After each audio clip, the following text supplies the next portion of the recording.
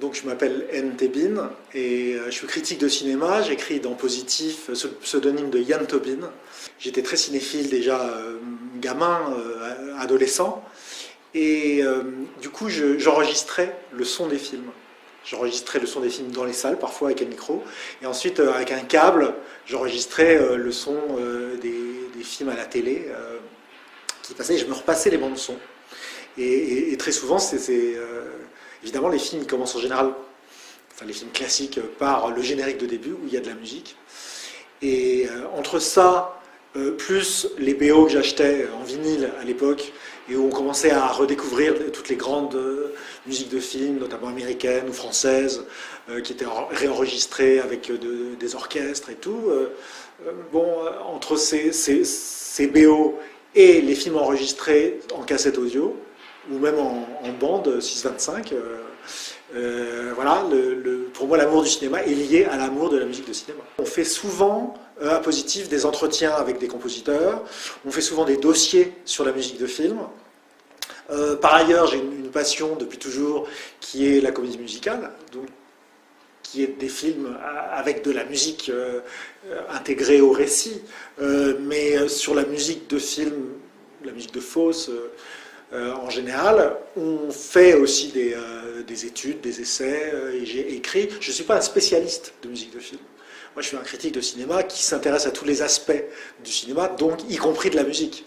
Mais je n'ai pas écrit de livre sur la musique de film. Avant cet ouvrage qui accompagne l'exposition dont on va parler et qui est le catalogue de l'exposition, que je dirige, mais je n'aurais pas pu l'écrire en entier, je ne suis pas un spécialiste à proprement parler de la musique de film. Le fait d'être commissaire d'une exposition sur le cinéma, c'est quelque chose de relativement récent. C'est-à-dire qu'en fait, avant la grande exposition Hitchcock par Dominique Paigny à Beaubourg, Hitchcock et les autres arts, il y a quelques années, il y avait peu d'expositions sur le cinéma. Il y avait le musée du cinéma, il y a des collections parfois qui sont exposées dans des cinémathèques, mais les expos vraiment sur le cinéma ou sur un aspect du cinéma ou sur un cinéaste, c'est relativement récent.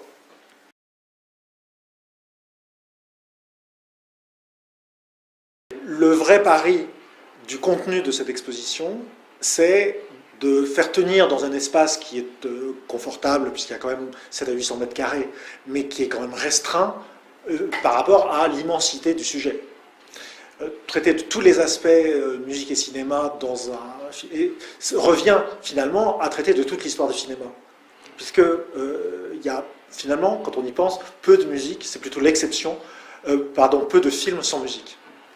Donc, il a fallu trouver une idée de parcours qui évite l'énumération exhaustive ou à prétention d'exhaustivité, tout en ne frustrant pas le visiteur qui quand même s'attend à voir ou à entendre ou à se voir évoquer des choses qu'il attend qu'il espère sur la musique et le cinéma. Alors, le parcours, quel est-il?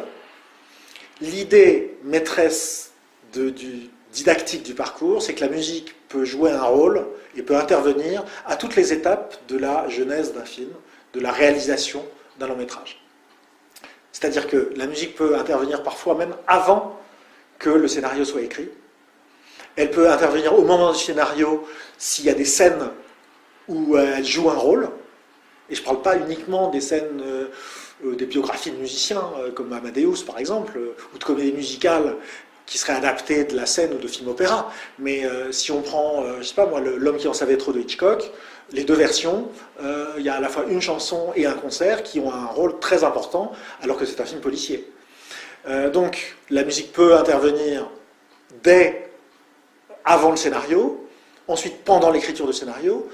Ensuite, sur le tournage, c'est tout ce qui est musique filmée ou musique présente sur le plateau, soit parce que un personnage est musicien, soit parce que les personnages sont dans un lieu musical, une boîte de nuit, une salle de concert, une salle de bal, ou soit parce que le cinéaste a demandé à son compositeur de lui composer la musique du film en amont pour pouvoir donner, un petit peu comme Lelouch le fait avec Francis Lay, pouvoir donner aux acteurs l'ambiance musicale, le rythme des scènes qui vont jouer. Ça, c'est pendant le tournage. Et alors, évidemment, en post-production, c'est là que la musique intervient de façon la plus naturelle et la plus habituelle. C'est-à-dire que quand le montage est fini, on appelle le musicien et puis on repère avec lui le minutage des scènes dont on pense qu'elles vont nécessiter de la musique. Et ensuite, le musicien compose, il fait orchestrer, il a besoin d'arrangements pour se conformer exactement au minutage qu'on attend de lui. Et ensuite, il enregistre la musique. Ensuite, la musique, elle est montée dans le film. Elle est parfois déplacée, elle est parfois coupée.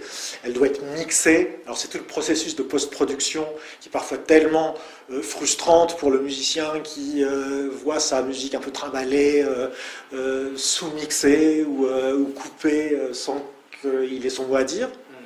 Et parfois, au contraire, sa musique magnifiée par des metteurs en scène qui l'ont bien comprise. Et ça ne s'arrête pas là, le rôle de la musique. C'est-à-dire qu'une fois que le film est sorti, la musique a un rôle très important, déjà dans la promotion du film, souvent elle accompagne la bande-annonce, et parfois, dans certains cas, la musique devient plus célèbre que le film lui-même. Et je suis sûr qu'il y a des gens qui chantent des chansons dans la rue ou qui les sifflotent sans savoir que ce sont des musiques qui ont été écrites pour le cinéma. On peut exposer, par exemple, des extraits de films, mais aussi de témoignages, parfois très rares, témoignages de compositeurs, témoignages de réalisateurs, sur leur façon de collaborer ensemble. Mais ça reste encore de l'image animée. Alors, ensuite, on est parti à la recherche de tout ce qui pouvait être visuel et évoquer le mariage de la musique et du cinéma. Donc, des photos de films éventuellement soit de scènes célèbres contenant de la musique, ou soit d'acteurs jouant des rôles de musiciens, ou de photos de tournage, des photos de compositeurs venant rendre visite à une équipe de tournage pour se mettre dans l'ambiance du film dont ils vont faire la musique, de réalisateurs qui vont réciproquement assister à des sessions d'enregistrement de musique de film. Tout ça, c'est des choses assez rares finalement, puisqu'il y a rarement un photographe qui est là juste au moment de cette rencontre-là. Donc on a fait des recherches, on en a trouvé beaucoup, qui sont très belles, spectaculaires. On voit un écran qui projette une image de film et puis un orchestre symphonique. Enfin, il y a comme ça des images mythiques, je pense, qui vont rester de cette expo. Et puis il y a aussi tout ce qui est de l'ordre soit de l'évocation du film et de sa musique, des affiches, des photos de plateau, des programmes, des partitions, mais aussi des documents de travail. Alors on a des partitions éditées, puisqu'il y a des musiques de films qui sont devenues très célèbres. Et il y a encore quelques décennies, il y avait une industrie très florissante de la publication de partitions. Bon, alors maintenant, tout ça a été un peu remplacé par la musique qu'on écoute. Mais il faut savoir qu'à un moment donné, tout le monde avait des partitions chez soi, y compris des partitions de musique de film. Il y en avait très souvent des chansons de film. Ce qu'on a essayé de rechercher, c'est des partitions originales, manuscrites, de la main du compositeur. Par exemple, les archives Nino Rota nous ont prêté la partition du thème principal du Parrain de Coppola, du Guépard de Visconti et de 8,5 de Fellini. La cible de l'exposition, elle est à la fois la plus large possible, c'est-à-dire que c'est une exposition qui peut très bien avoir un rôle d'initiation à l'importance de la musique dans un film. Alors, ce qui veut dire qu'elle, finalement, s'adresse à tous les gens qui aiment aller au cinéma. Donc c'est vraiment très très large. Évidemment, si vous détestez le cinéma, vous n'irez pas voir une exposition sur la musique de film. En principe, si vous aimez le cinéma, il y a au moins une musique de film que vous avez aimée dans votre vie. Donc, est-ce que vous allez la retrouver dans l'exposition? C'est là que je dois répondre aux attentes.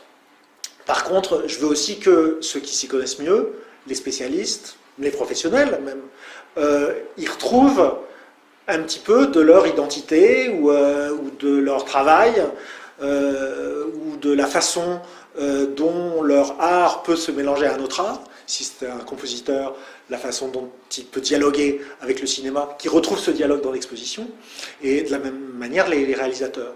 Il va y avoir pas mal d'interactivité dans l'exposition, c'est-à-dire qu'il y a des scènes où le visiteur va pouvoir, par exemple, remettre sur des images une musique qui a été rejetée par le réalisateur. Très intéressant. Voilà, par exemple, il y a une scène dans The Artist où Michel Hazanavicius a placé une musique d'un film de Hitchcock, qui était au départ une musique temporaire, écrite pour Vertigo de Hitchcock, sur Froide.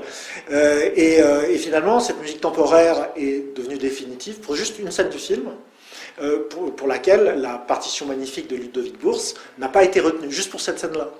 Or, le visiteur de l'expo va pouvoir voir la scène tournée du film avec la musique que Ludovic Bourse, original, a composée. Voilà un exemple. Le visiteur pourra choisir d'écouter soit la musique du film définitif, c'est-à-dire celle de Vertigo, soit la musique d'origine de Ludovic Bourse, et puis il pourra revenir en arrière pour écouter revoir les mêmes images avec les deux musiques différentes.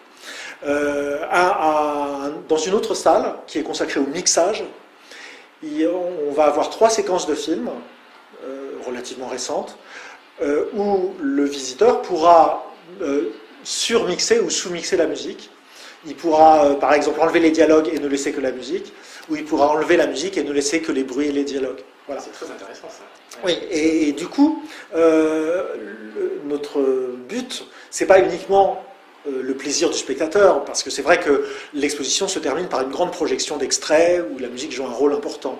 Mais c'est aussi qu'il est compris que, voilà, dans une scène, si on met de la musique un tout petit peu moins fort, la scène sera vécue totalement différemment. Si on met une autre musique que celle qu'il a l'habitude d'entendre, ou si carrément on met du silence à la place de la musique, la scène sera perçue différemment, aura un rythme différent, véhiculera une émotion différente. Comme notre idée est de démontrer que la musique peut jouer un rôle à toutes les étapes de la réalisation d'un film, on convoque à chaque fois des exemples de films différents, de différentes époques, de différents pays.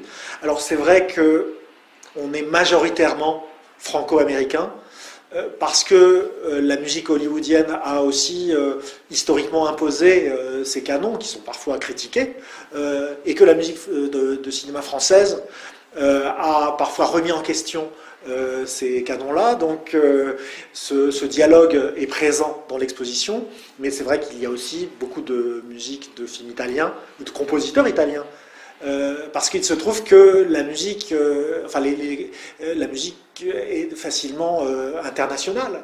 C'est-à-dire qu'un compositeur français, Maurice Jarre, Alexandre Desplat, un compositeur italien, Ennio Morricone, peuvent faire leur carrière dans plusieurs pays différents à partir du moment où ils comprennent le langage cinématographique. Leur musique, elle, n'a pas de spécificité linguistique.